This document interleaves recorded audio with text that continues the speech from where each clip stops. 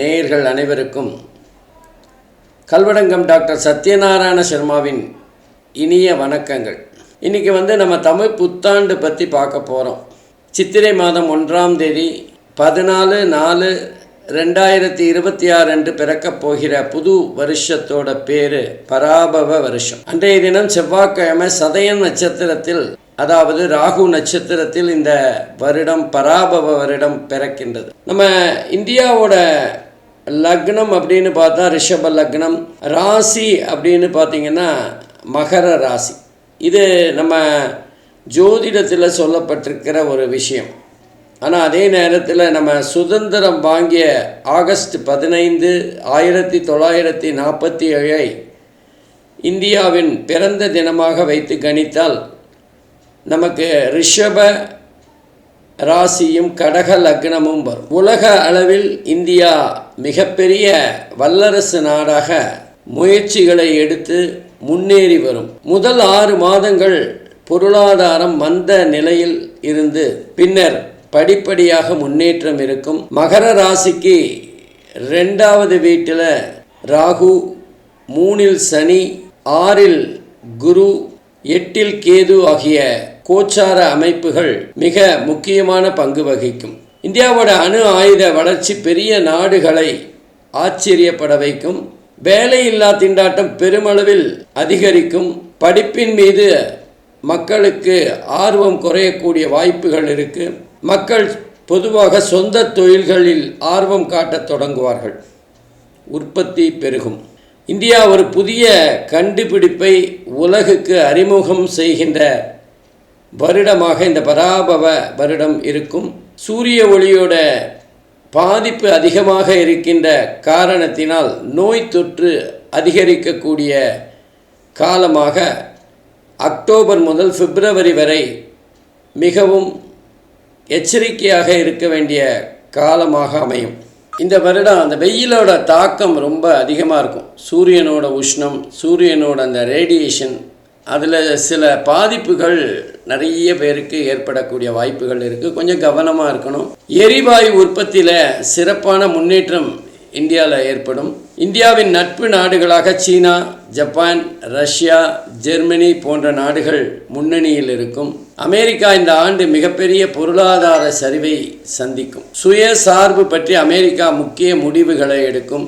பல இந்தியர்கள் அமெரிக்காவை விட்டு வேறு இடங்களுக்கு அல்லது வேறு நாடுகளுக்கு மாறி செல்வார்கள். இந்த பராபவ ஆண்டில் மழை பிற்பகுதியில் ரொம்ப சிறப்பாக இருக்கும். சில வட மாநிலங்களில் வெள்ளம், புயல் போன்ற தாக்குதல்களால் பாதிப்புகள் அதிகமாக இருக்கும். இந்த வருடம் ஆன்மீக நாட்டம் எல்லோருக்கும் அதிகமாக இருக்கும்.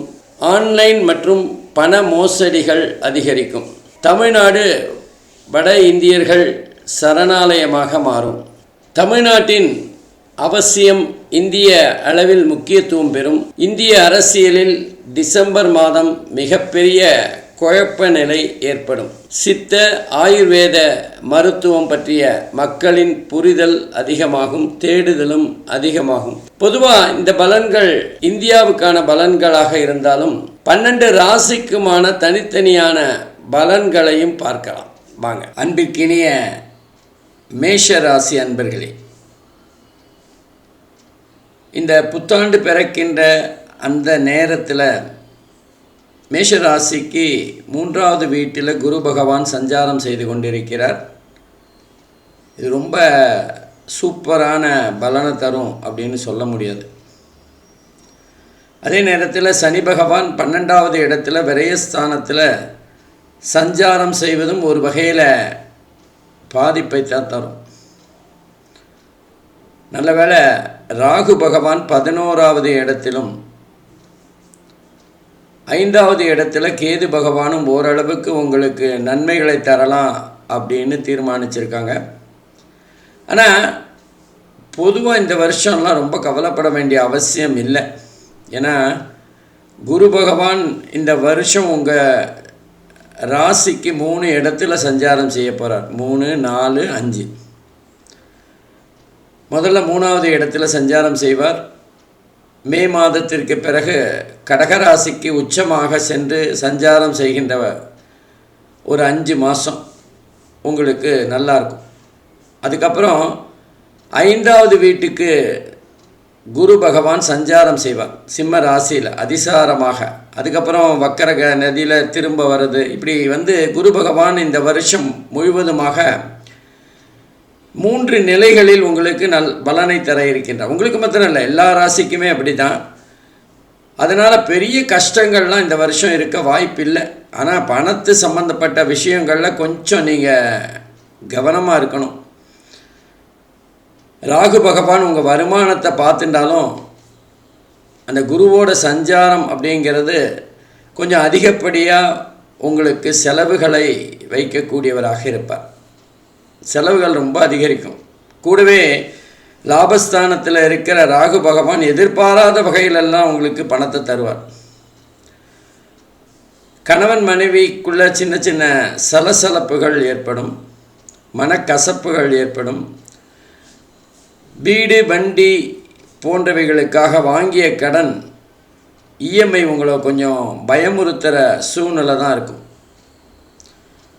அகலக்கால் வைத்து கடன் வாங்கிய வேண்டிய ஒரு கட்டாயம் ஏற்படும்.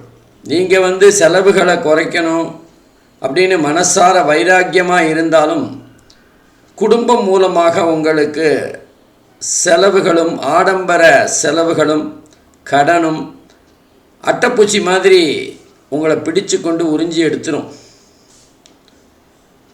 இந்த நேரத்தில் நமக்கு நிரந்தர வருமானம் வேலை பார்க்குறீங்கன்னா அதில் ஏதோ ஒரு சின்ன குறைபாடு அல்லது குறைவு இருக்கக்கூடிய வாய்ப்புகள் இருக்குது. பொதுவாக இந்த வருஷம் ஃபுல்லாகவே நீங்கள் பணத்துரத்தலில் தான் இருப்பீங்க. அதுவும் குறிப்பாக அந்த 3வது வீட்டில் குரு சஞ்சாரம் செய்கின்ற அந்த காலம் எல்லாமே கொஞ்சம் கவனமாக இருக்கணும்.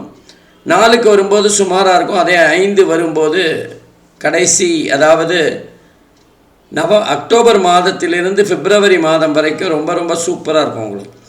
நீங்கள் விட்டதை பிடிச்ச மாதிரி உங்களுக்கு தேவையான பணம் செலவழிப்பதற்கு வந்து கொண்டே இருக்கும். பெருசாக பண கஷ்டம்லாம் இருக்கிறதுக்கு வாய்ப்பில்லை. ஏன்னா உங்கள் கையில் எப்போவுமே பணம் புரளுகின்ற அற்புதமான ராசி. ஆனால் என்னென்னா நிறைய பணம் செலவாகுது அப்படிங்கிற மாதிரி ஒரு மன அழுத்தம் இருக்கும் பாருங்கள். அது எல்லாருக்கிட்டையும் போய் சண்டை போட வைக்கும். ஒன்றுக்கு ஒன்று இன்டர்லிங்க் மாதிரி நீங்கள் பணத்தை துரத்துவீங்க. அந்த பணம் துரத்தும் போது பின்னாடி யாராவது பேசினா அவங்க மேலே எரிச்சல் படுற மாதிரி உறவினர்கள், குடும்பத்தில் நண்பர்கள் எல்லாருக்கிட்டேயும் ஏதோ ஒரு விதத்தில் சண்டை போடுற மாதிரி அல்லது உங்களுடைய கருத்து அவங்களுக்கு ஏற்புடையதாக இல்லாத ஒரு சூழ்நிலை தான் இருக்கும். அதனால் சண்டை சச்சரவுகள் அதிகரிக்கக்கூடும். கொஞ்சம் நீங்கள் தேவையில்லாத விஷயங்களில் விதண்டாவாதம் செய்ய வேண்டாம். ஏன்னா அந்த மனசுங்கிறது பாருங்கள், பண கஷ்டம் மன கஷ்டமாக மாறி உங்களோட சகிப்புத்தன்மையை குறைக்கும். பொதுவாக இந்த மாதிரி டயத்தில் கொடுக்கல் வாங்கல் தொழில் செய்கிறவங்க கவனமாக இருக்கணும். உங்களுக்கு வரவேண்டிய பணம் தாமதமாக வருதேன்னு கவலைப்படக்கூடாது. இந்த நேரத்தில் மேஷ ராசிக்கு 7 சனி வேறு, 12ல் சனி. பணக்கஷ்டம் மனக்கஷ்டமாக மாறி உடல் சோர்வை தரும். நரம்பு பிரச்சனை அடிக்கடி வாட்டி வதைக்கக்கூடிய வாய்ப்புகள் இருக்குது. சில பேர் தங்கள் சொத்துக்களை குழந்தைகள் பேரில் எழுதி வைக்கிற, உயில் எழுதி வைக்கிற ஒரு சம்பவம் நடக்கும். ராகு நவம்பர் மாதம் 10ஆம் வீட்டிற்கு வருவது கூட சிறப்பான பலனை, உங்களுடைய வருவாயை அதிகரிக்கின்ற ஒரு சூழ்நிலை தான் இருக்கும். சில பேருக்கு குடும்பத்தை விட்டு வேலை வாய்ப்புக்காக வெளியூர் சென்றோ வெளிநாடு சென்றோ வர வேண்டிய ஒரு சூழ்நிலை இருக்கும். குறிப்பாக இந்த காலகட்டத்தில் நீங்கள் பார்த்தீங்கன்னா உங்களுடைய பண விஷயத்தில் நண்பர்களையோ உறவினர்களையோ இல்லை குடும்பத்தில் யாரோ அல்லது சொந்தக்காரங்களையோ நம்ப வேண்டாம். ஏன்னா உங்கள் ஜாதகப்படி பணம் விரயமானன்னு இருக்குது. 12ல் சனி உட்கார்ந்துருக்கார். நீங்கள் சிக்கனமாக இருப்பீங்க. அது செலவுகள் உங்களை அதிகரிக்கக்கூடிய தன்மை தான் இருக்கும். இந்த நேரத்தில் யாருக்காவது உதவி செய்கிறேன் பேர் வழின்னு கடன் வாங்கியோ அல்லது யாருக்காவது ஜாமீன் கையெழுத்து போட்டோ வேண்டாத சிக்கலில் மாட்டிக்காதீங்க. ஏன்னா 7 சனி உங்களுக்கு ஏதாவது ஒரு பாடம் கற்றுக் கொடுக்கணும்னு இருக்குது. அந்த பாடத்தை நம்ம முதல்லையே கற்றுட்டோன்னா சனிக்கு வேலை இல்லாமல் போயிடும். அதனால் கொஞ்சம் யாருக்கும் பண உதவி கையில் இருந்தால் கொடுங்க, தாராளமாக கொடுங்க.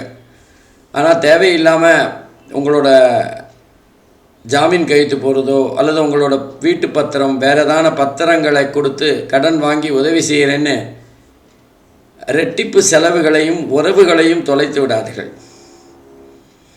கொஞ்சம் கவனமாக இருக்க வேண்டிய காலகட்டம் தான். ஆனால் எதானாலுமே 4 மாதம்தான். 4 மாதம் நல்லது, 4 மாதம் பாதகமாக இருக்கக்கூடிய ஒரு கலப்படமான பலாபலன்கள் தான் மேஷ ராசி அன்பர்களுக்கு.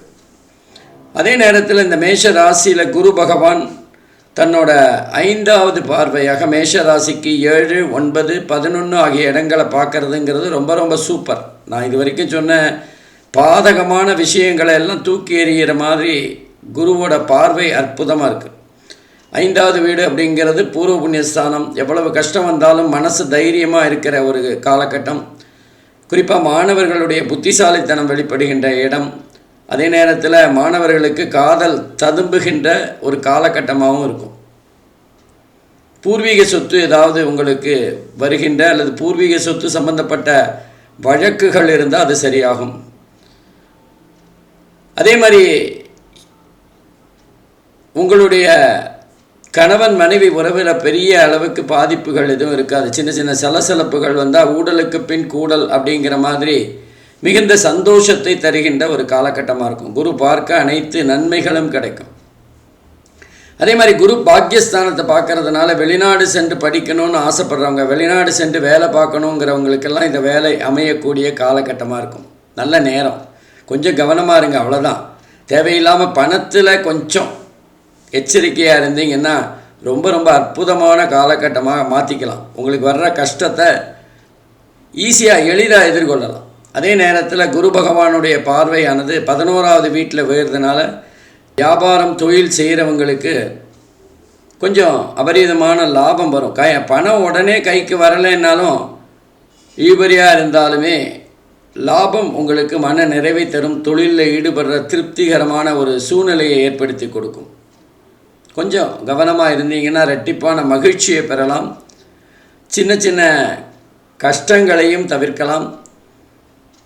நீங்கள் தேவையில்லாத பிரச்சனைகளில் மாட்டாமல் இருந்தீங்கன்னா சனி பகவானுக்கு வேலை இல்லாமல் பண்ணிடலாம். அதனால் மேஷராசியை பொறுத்தவரை இதை விதியாய் மதியால் வெல்லலாம் அப்படிங்கிற மாதிரி இந்த பலாபலன்களை ஏற்றமாக்குவதும் இரக்கமாக்குவதும் உங்கள் கையில் தான் இருக்கிறது. நன்றி, வணக்கம். ஸ்ரீ குபேரன் டிவியை பார்த்தமைக்கு நன்றிகள். மேலும் இது போன்ற தகவல்களை தெரிந்து கொள்ள ஸ்ரீ குபேரன் டிவியை சப்ஸ்கிரைப் செய்யுங்கள். மறக்காமல் பெல் ஐக்கானை கிளிக் செய்யுங்கள்.